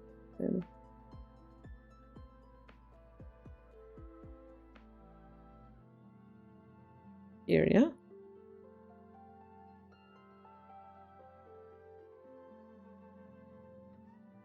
Computer is even more direct. It's winning, indeed. 900... Okay, let's say 1000. Let's compare it to the lance drop. Oh, they have a fork. Okay, that's nasty. Yeah. So this is still winning for us, though. Because the moment they take the lance, we can continue attacking. I mean, it's probably very complex, but we are winning here. I think when it turned was around here. So it was 1000 points, remember, guys? And it's 500 here. So we're still playing. So here was 1500 and now it's losing. So the play around here wasn't the most efficient one, it seems. Maybe take the... Yes, let's take it. Yeah, this is playable still. The bishop next can promote here, which looks interesting. And they don't have enough pieces to finish us off. Although it's probably not as easy as it may seem. That's unlucky. Actually, it's unlucky. Let's compare it to the middle game evaluation.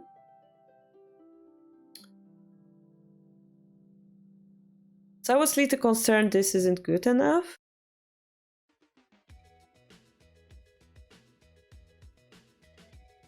And yeah, this is winning for dynamic, 600 points. Yeah.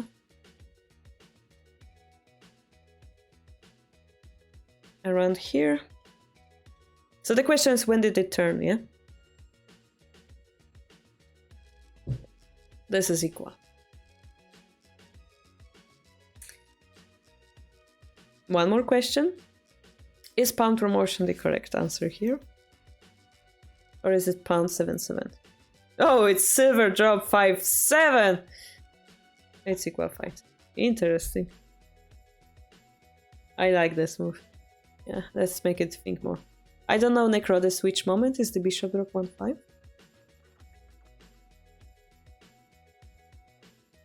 Interesting. So pawn drop is bad, you're saying? Because then we give too many pieces. Yeah, alright. So this is... Do we take this? I'm asking Computer Sensei a lot today. Yeah, so it's 200 for the enemy.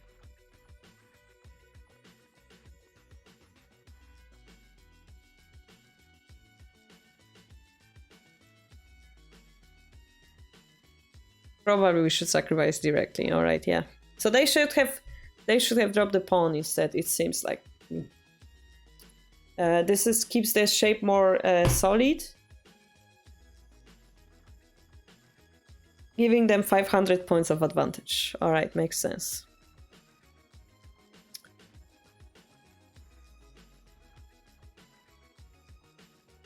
Then my question is, do we really overattack like this? 7-5 pawn. Ooh, we do go for bishop exchange before jumping the knight. Interesting, Mr. Computer, but quite risky for humans. But it's an option, yeah?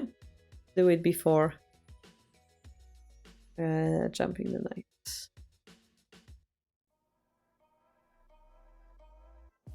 We're winning here, actually.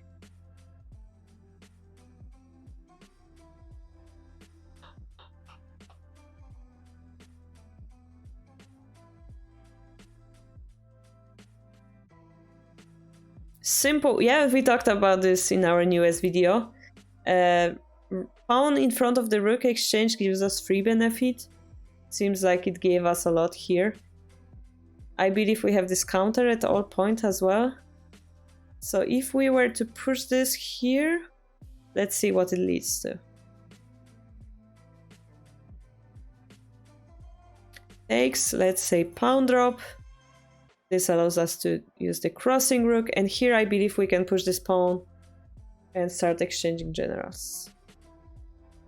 So our king is a little bit in danger because they have rook drop, but we have bottom pawn to prevent that. They have to do that to avoid losing material. And probably we can take and promote.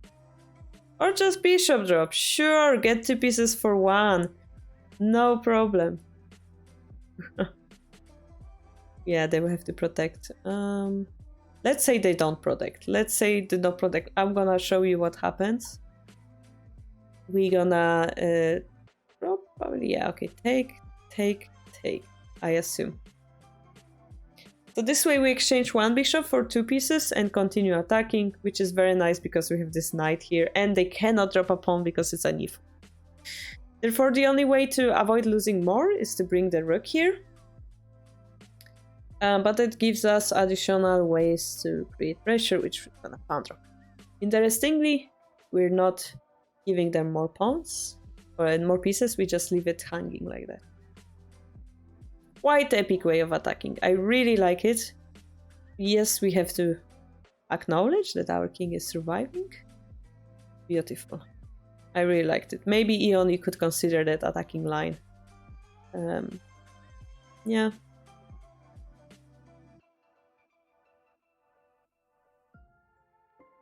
This pawn for 5 together, yeah, with the rook was a nice way for you to counterattack things.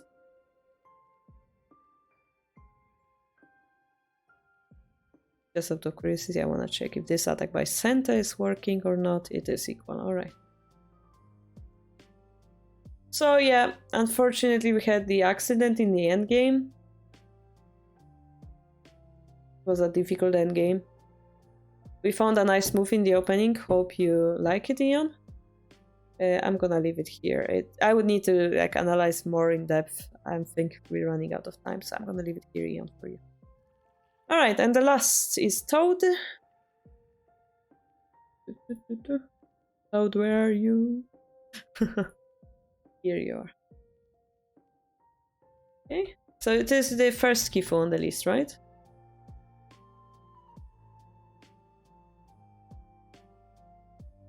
I lost the thing. I'm getting tired, I swear, guys. Here it is, alright.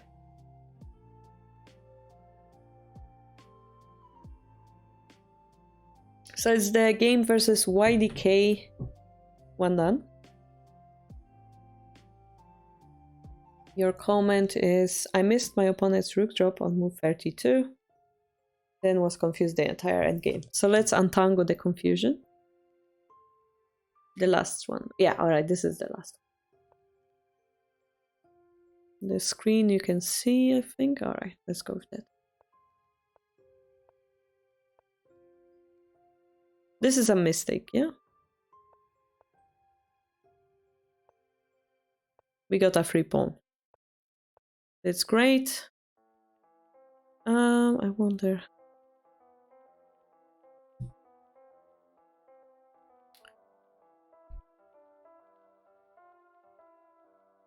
We have this move as well, as you know. If they try to fork those pawns, we can fork those 2 pawns, yeah? So it's also a possible outcome. But then we wanted to keep everything civil. This looks very aggressive though. We would like to reopen our bishop line to target this, but it's closed now, so a little bit unfortunate. Yeah,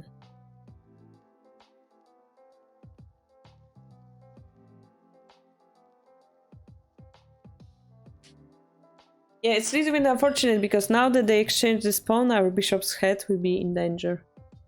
So, like, long term speaking, maybe this wasn't the most efficient option for us.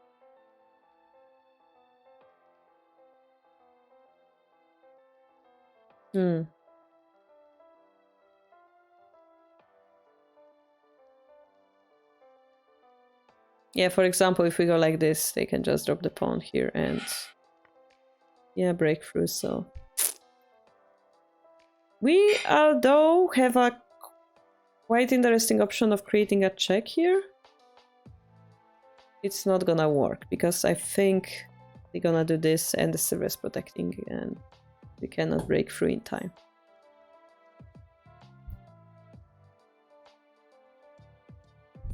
Unfortunate, yeah. So I would have dropped the pawn here. But maybe you have this move, which keeps it interesting. They cannot take because then they lose the rook. They cannot move because then they lose the king. But unfortunately, I think this move protects both. Rook sack before. Then they have the famous rook drop here.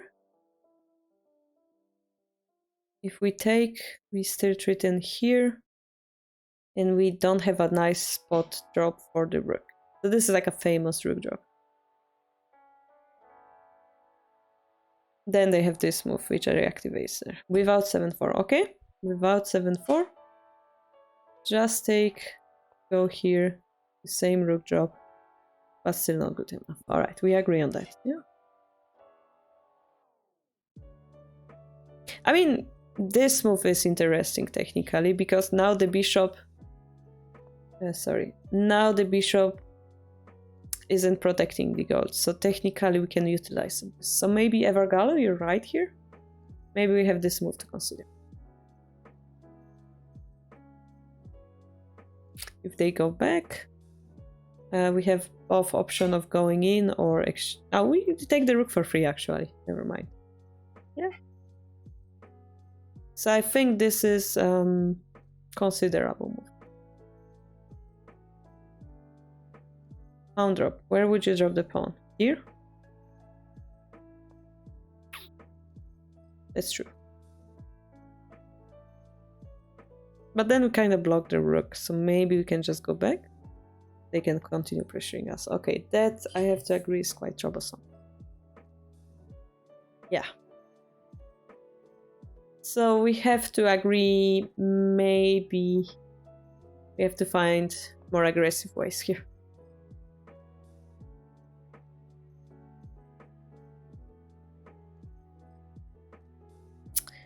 You know, because there's silver in front of the rook is blocking the rook. Maybe we can find ways to like utilize it. Or we shouldn't have blocked the bishop line. I cannot say it's bad, like I cannot say this is bad, but like we wanted more active play. That's how it feels. Anyway, let's say it's complex. It is indeed complex. I'm still afraid of the pounder.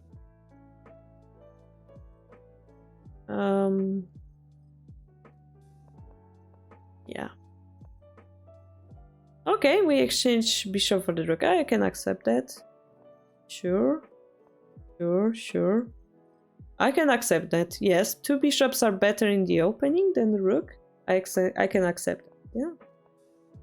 Okay, now we're losing the... that wasn't... I think we have to take here, take the knight and checkmate this king.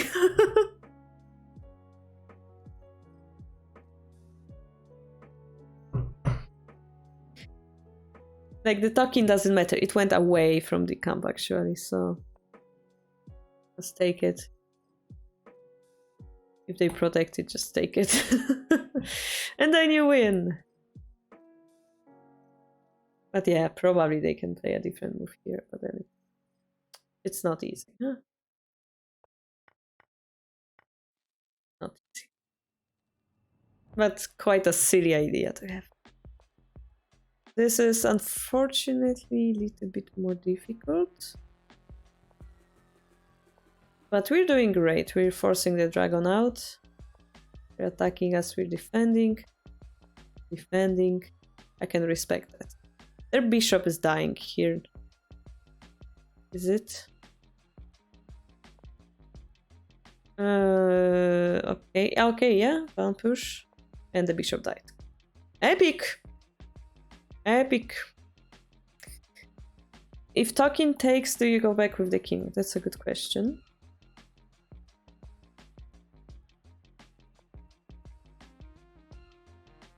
So we're talking here, right? Actually, we can take it. The rook cannot be dropped, right? Going back is considerable, I think, as well. I think both are considerable.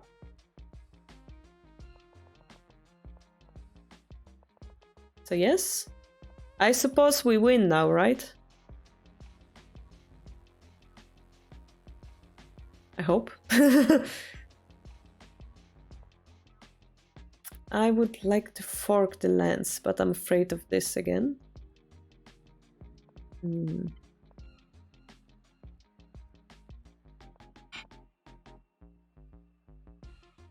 We also get a dragon? But then they get here, then we drop the pawn.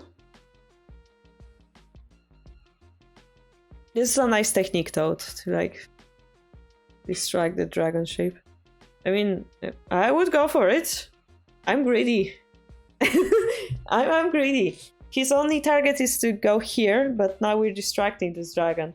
We're surviving, yeah?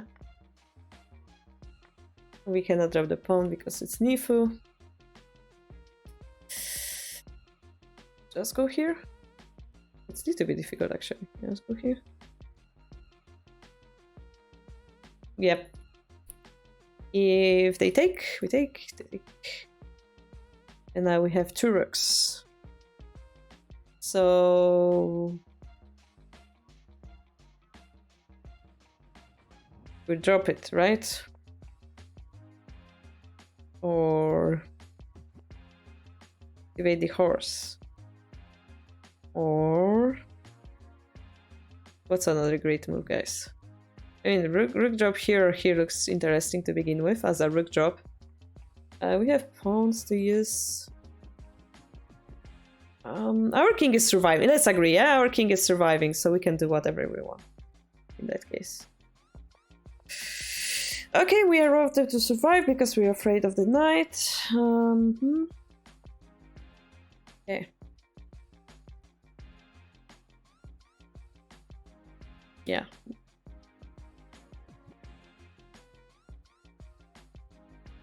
If 5-3, they can just start running away toward this direction, I think. Okay, they don't have a good attack, neither do we, but we have 2 bishops, which is much better, and we get a...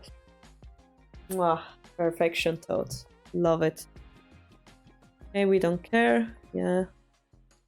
We really don't care. Okay, I like it. I like the aggression.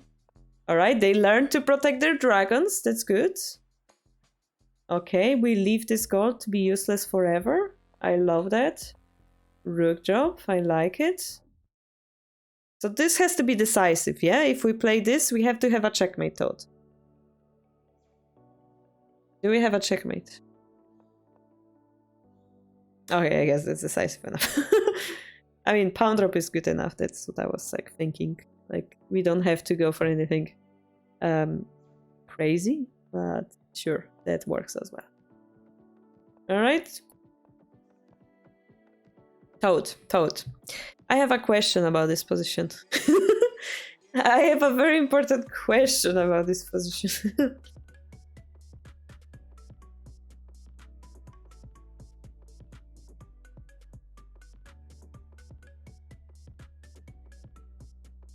Yep, it's a goat.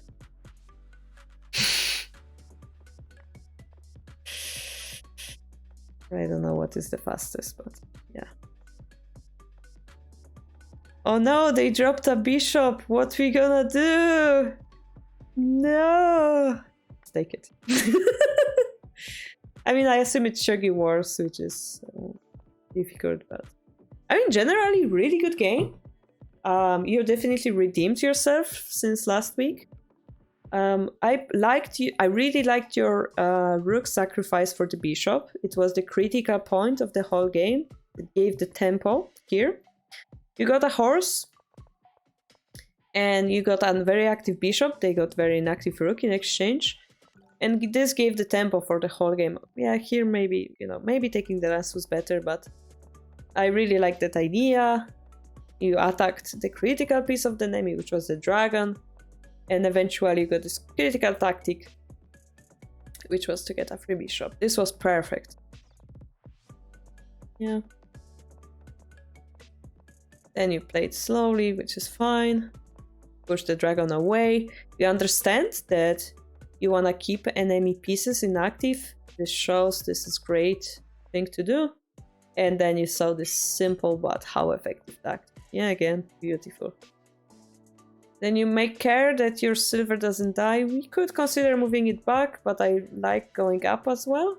Using it in the attack. Very active. I love it. And now perhaps we should find a good way to finish the game. And you do it by utilizing your horse and your rook in hand. And just a small miss at the end. Like, very good game, very good quality. I'm proud of you. Very good. I really liked it. Especially if it's a Byoyomi game, it's even more impressive. Last minute kifu. Oh no, Melkor.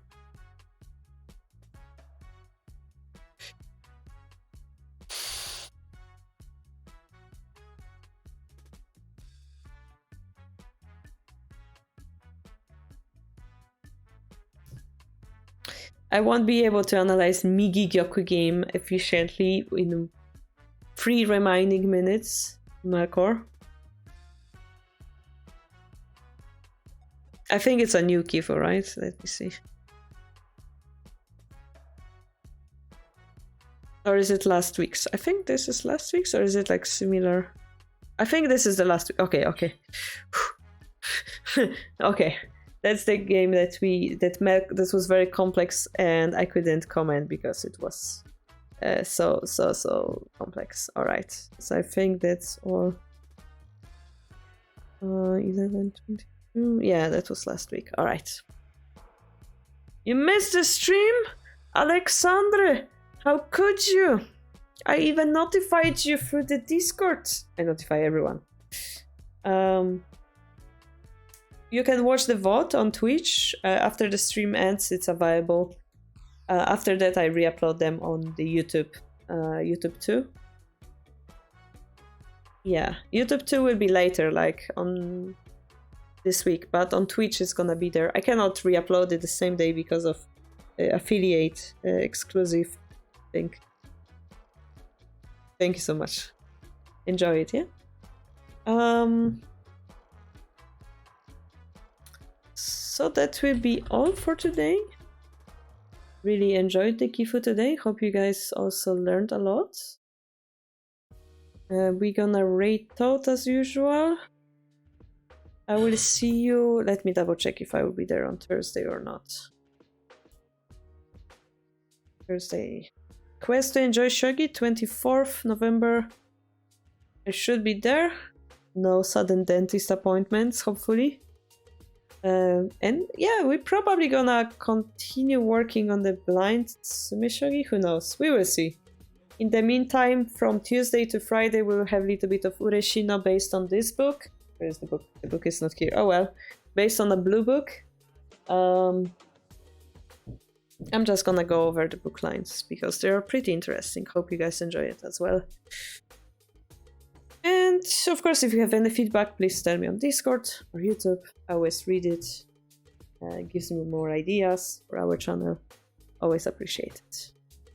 So, have a nice evening or Sunday, because if it's your morning, yeah, the whole Sunday. Thank you for joining and bye bye.